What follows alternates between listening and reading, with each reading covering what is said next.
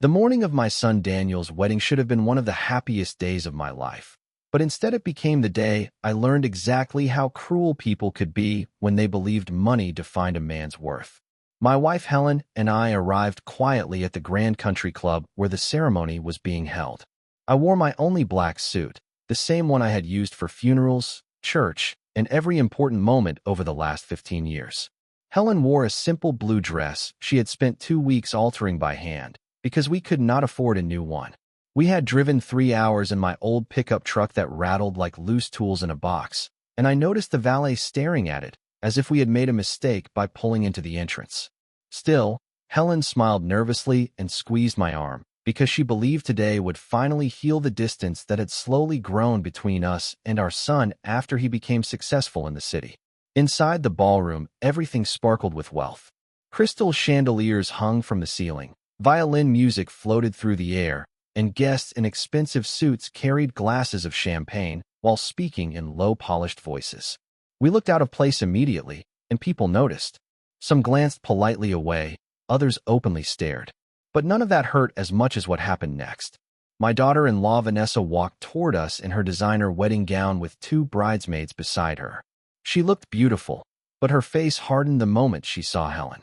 She stopped directly in front of us, looked my wife up and down slowly, and said in a cold voice loud enough for nearby guests to hear, "You're too poor to be here." The room around us seemed to freeze. Helen's face lost all color. I thought perhaps Vanessa was joking badly, but then she continued, "This wedding is elegant. Important people are here. You could have at least dressed appropriately instead of looking like you wandered in from a roadside diner." One bridesmaid laughed quietly. I saw Helen's hands begin trembling. For 40 years that woman had stood beside me through layoffs, debt, sickness, and loss without ever complaining once. And now she was being humiliated in front of strangers by the woman marrying our son.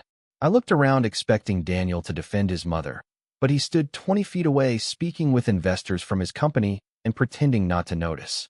That silence cut deeper than Vanessa's words.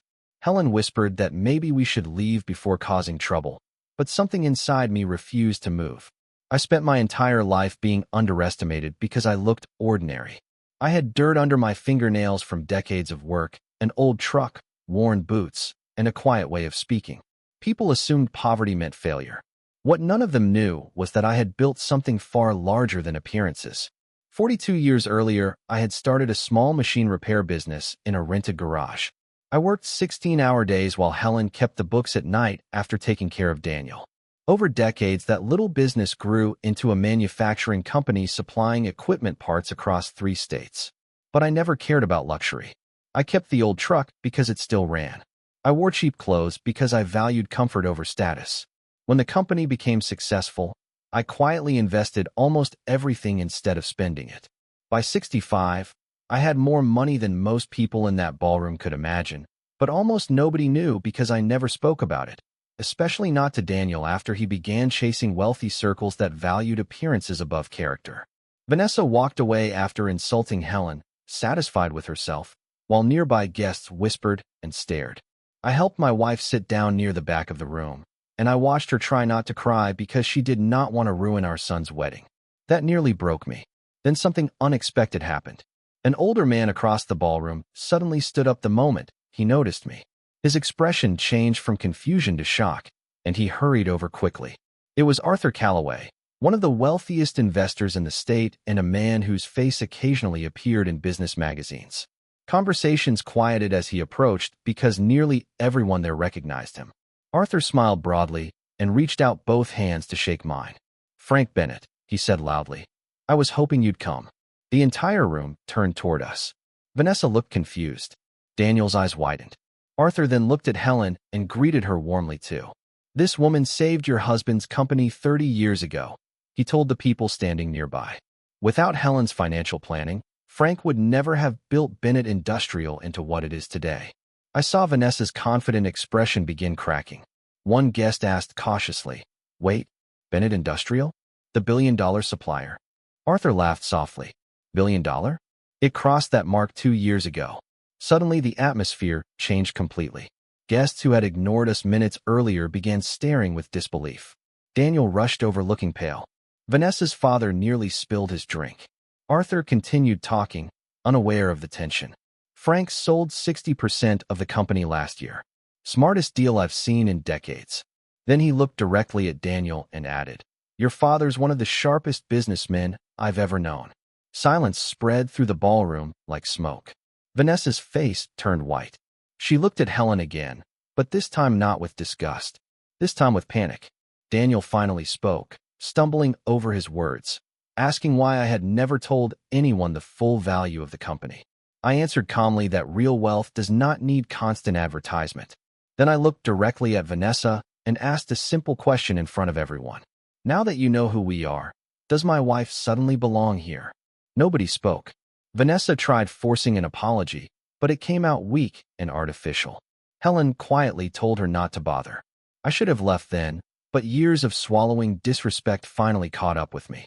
I walked to the center of the ballroom and asked for everyone's attention. The music stopped. Every face turned toward me. I said I had planned to give Daniel and Vanessa a wedding gift that day, something I had spent years preparing. Their expressions immediately brightened with hope. I explained that years ago I created a family trust worth several $1,000,000 that would eventually pass entirely to my son and his future family. I had planned to announce it after the ceremony. Vanessa's father smiled instantly, clearly impressed. But then I continued. I said that wealth means nothing if character is rotten. I told the room that a woman who humiliates another human being for appearing poor has learned nothing about dignity, kindness, or class. I said the greatest embarrassment at this wedding was not our old clothes, but Vanessa's behavior. The silence became unbearable. Daniel stepped forward angrily and said this was not the time for speeches. I looked at him and asked where he had been while his wife insulted his mother. He had no answer. That was the moment I realized I had already lost my son long before that wedding day. Success had made him weak where it mattered most. He protected investors faster than family. He feared social embarrassment more than moral failure. I announced calmly that the trust would not be going to them after all. Gasps spread across the ballroom. Vanessa looked as if the floor disappeared beneath her. Her father immediately began protesting, saying misunderstandings happened and emotions were high. But I ignored him.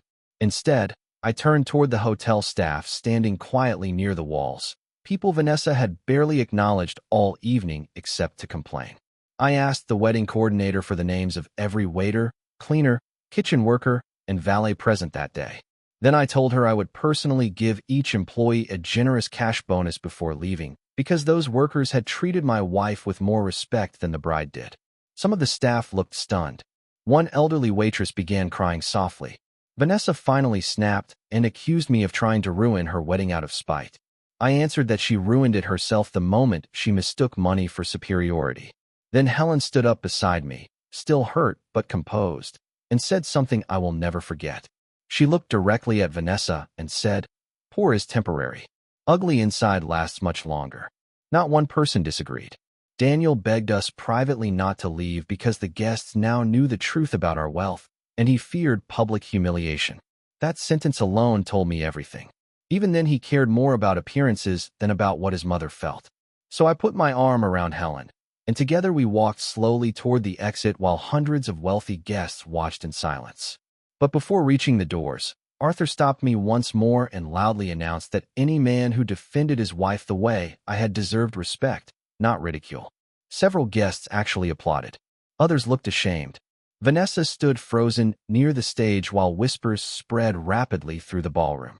By the next morning, the story had traveled across half the city because rich people gossip faster than anyone.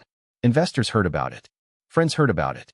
Even members of Vanessa's social circle turned against her because public cruelty becomes dangerous once exposed. Daniel called me repeatedly over the next few weeks asking to repair things. But I told him reconciliation begins with accountability, not excuses. Months later, he admitted he should have defended his mother immediately regardless of consequences. Whether our relationship will ever fully heal, I still do not know. But I learned something important that day. Many people pretend wealth gives them value, but real character only appears when they believe someone has nothing to offer them. My wife entered that ballroom looking like an ordinary older woman in a simple blue dress, and because of that, people revealed exactly who they truly were. In the end, the richest person in that room was not the one with the designer gown, the luxury cars, or the expensive champagne.